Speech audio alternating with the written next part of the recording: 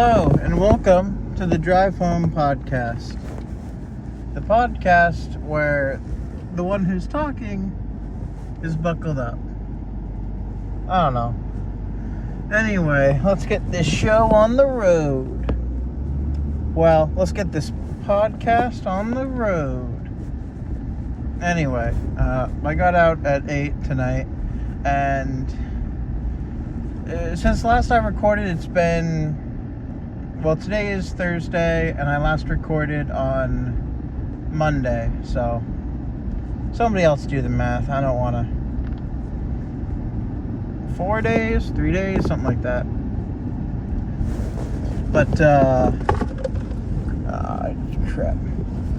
Alright, just gotta slow down, pull that back, and then hopefully nothing else goes wrong. Anyway. I got out at 8 again tonight, as per usual, and I've got some news. So, the past 2 days, I haven't worked. I had the days off, and to my surprise, anyway, as I said last time, I am still cutting down on when I record these, because if I don't, I'm not going to be able to talk, and if I run out of ideas, I'll just start rambling on about games again. Well, games without really having a point. Just like, I'll just pick a game and be like, oh yeah, this is a game that I like, and now I'm going to talk about it, which is fine, but I don't want to do that. This isn't the I'm going to talk about games I like podcast. This is the I'm driving home podcast. I want to talk about recent stuff. And, if it leads into other topics, then it does. But, so I haven't, so what I said originally was I was going to take a day off between, so assuming I worked 3 days in a row, I was going to work, supposedly I was going to record on the first day and the third day, and it would go on like that pretty much. So I would skip a day in between. But I think just skipping days in between at any point should be fine. Because usually I do some stuff on those days. I do stuff. It's just, I don't know. A lot of it's really condensed. So I don't know. But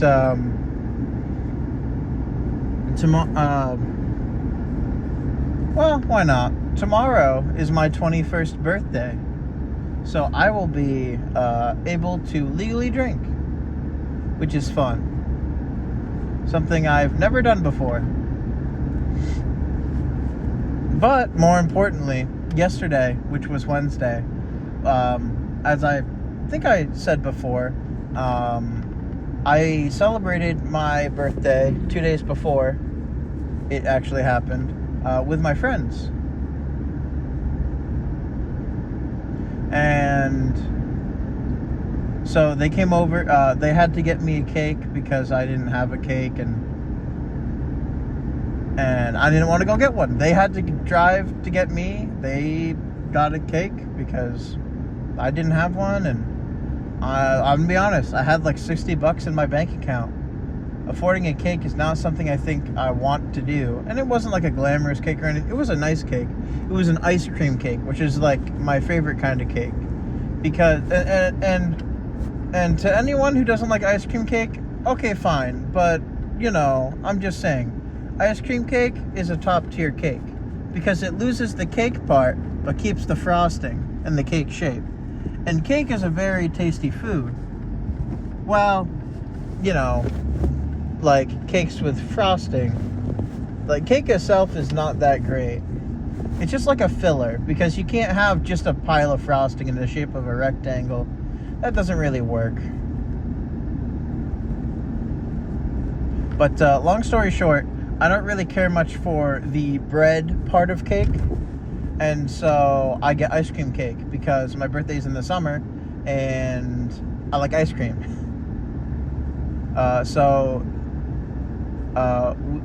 They got me an ice cream cake, and it was delicious. We all had some, and I hope I don't have too much big birthday stuff going on, just because like my mom and dad are divorced, and I have a separate party with my friends now.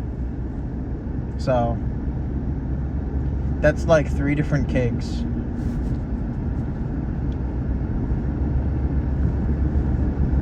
So, it's that would like if I do have 3 different cakes, that's a lot. You're speeding. I'm going a little bit above, and you're going at least 10 miles above from my perspective. So, wow. Gee, the nerve of some people. And by the way, just to clarify, I am not on a highway. I have never myself, at least in terms of me in the driver's seat, have been, on a highway. I'm terrified of those things. I'm just heading home, of course, as I always do. But so we did a couple of things yesterday. So it turns out, Hat Kid friend, her dad's birthday was also being celebrated at the same day as mine. Lots of July birthdays. So at least I think it was his birthday, something celebrating him in particular. And there was this whole annoying thing where she had asked, her parents or her mother or something if they were doing anything for her dad, and they were like, no, he doesn't really want it. And apparently, her grandmother had forced the rest of her family to do something for her dad's birthday or something. I don't know. It was like a dinner thing, so she had to leave for a couple hours towards the end of the day, which was fine, because at that point we were all kind of hungry, so we all went up and got some pizza separately from our Hat Kid friends thing. I mean, it was at the same time, and it was in the same general area, but not the same place, and yada yada yada. But we played through the entirety of Oxenfree in about 5 hours. From 1 to 6, basically. We took turns playing. So I think the points that we traded we traded off at certain points. And we did, so there were 4 of us. We ended up doing 5 trade-offs, sort of. So the first person went twice, and she was the only one to go twice. But it was fine. It's a long game, but there are certain points that are I say it's not a super long game, but playing it in one sitting makes it a long game.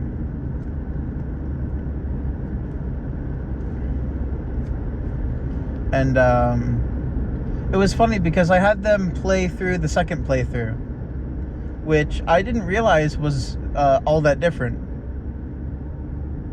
But to my stupidity, it is. The second playthrough of Oxenfree is very different from the first. Some of the dialogue has changed, and some things are skippable, sort of. So you'll glitch through certain areas. So you basically will skip certain dialogue and such. Well, not certain dialogue. You won't skip complete areas, but I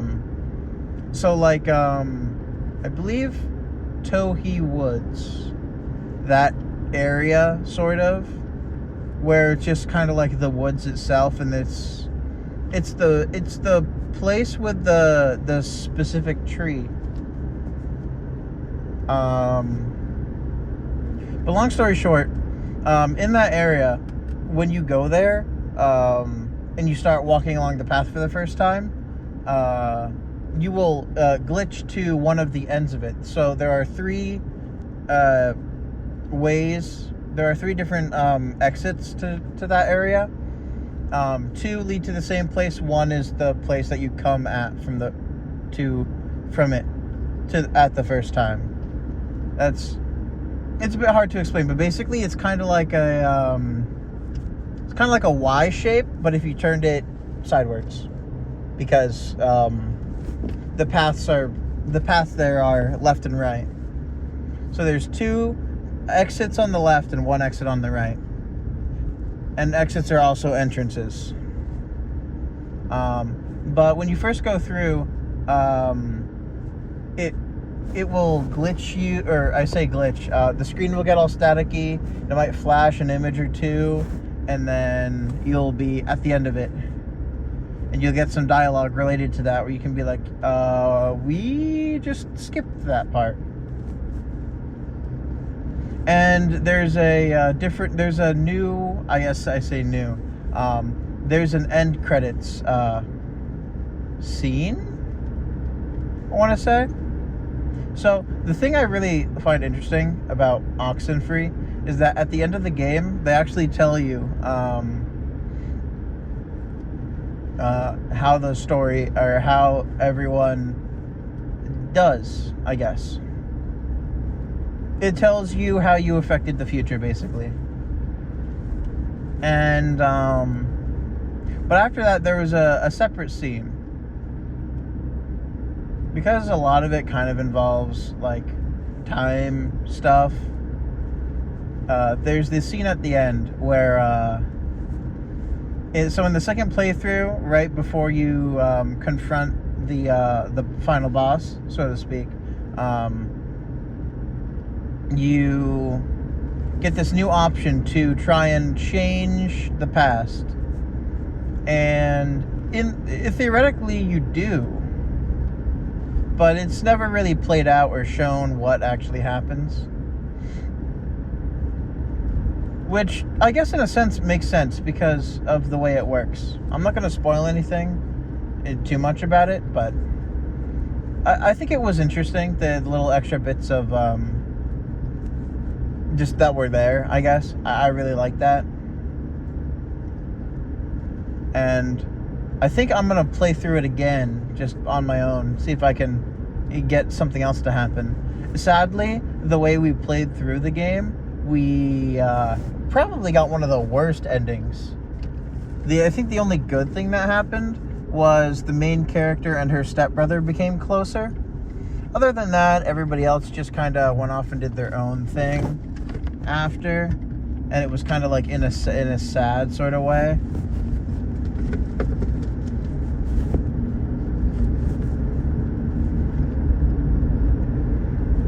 But that was the only good thing that came out of that. So I think I got, when I played through it again, I think I got one of the best ones. So the stepbrother and the main character are like, you know, they basically dropped the step part and they became, you know, basically brother and sister, which is nice. And then two people, so one of the characters is into another character, and depending on certain choices you can influence, you can get them together, theoretically. Well, that's what the future says. It says that in the future they get together. And then there's a fifth character that you can either not be cool with or be cool with, basically. And somehow in the first playthrough I was cool with them. And in the second playthrough I was not. Well, we were not, I should say. The part I played through was sort of like the midpoint. So it was after, I'm just going to be very like vague with this. It was after the fight to the front gate, I guess you could say.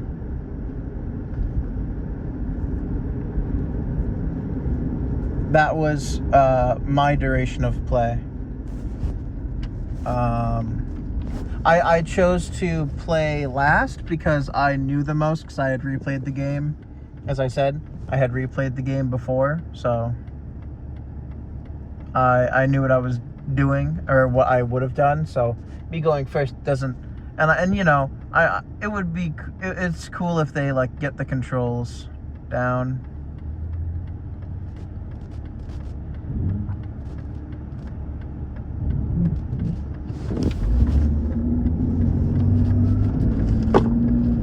But I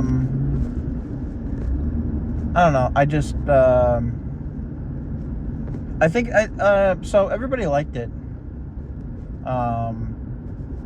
Not Hat Kid friend who was there. So it was me and my brother, Hat Kid friend, and Hat Kid friend's boyfriend, who is my friend before. I didn't know Hat Kid friend until later. But you know, it is what it is. And you know, we're all cool now. We're all friends, obviously. But you know, that's sort of just the order of friends. But to make a long, sorry, I'm starting to stutter and ramble. But to make a longer version short, my friend who was there, who wasn't Hat Kid friend, who is anime friend, actually, I guess I can say that, yeah. I'm slowly establishing the lore of my friend group, hopefully without revealing too many of their names, or any of their names. But my brother was there, and I think I mentioned his name, so there's that.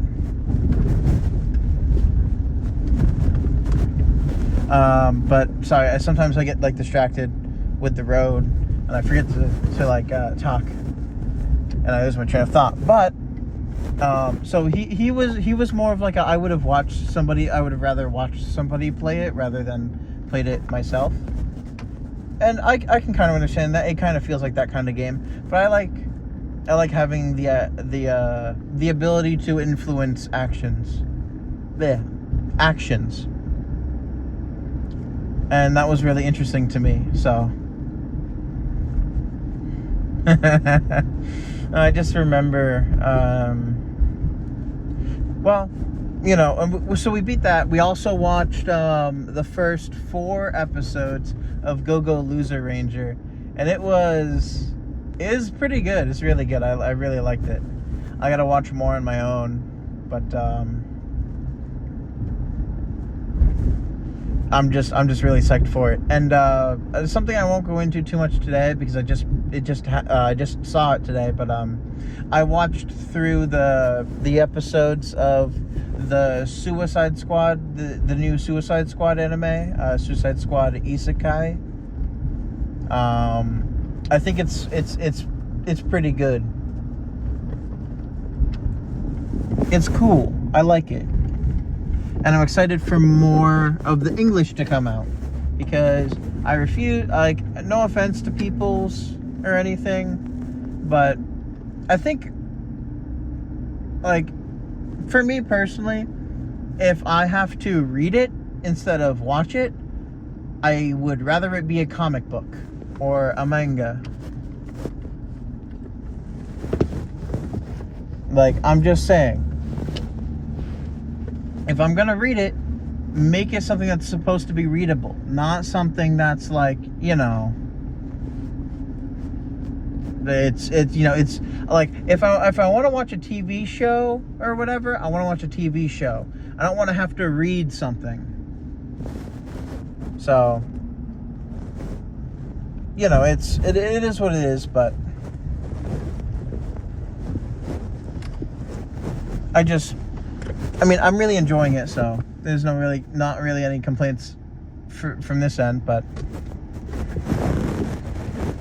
anyway, I just got home, and also, real quick, I got my car back. I think I said it to you guys, but I saw my car in the parking lot, and apparently it was already all fixed by the time I had gotten home. So that was cool.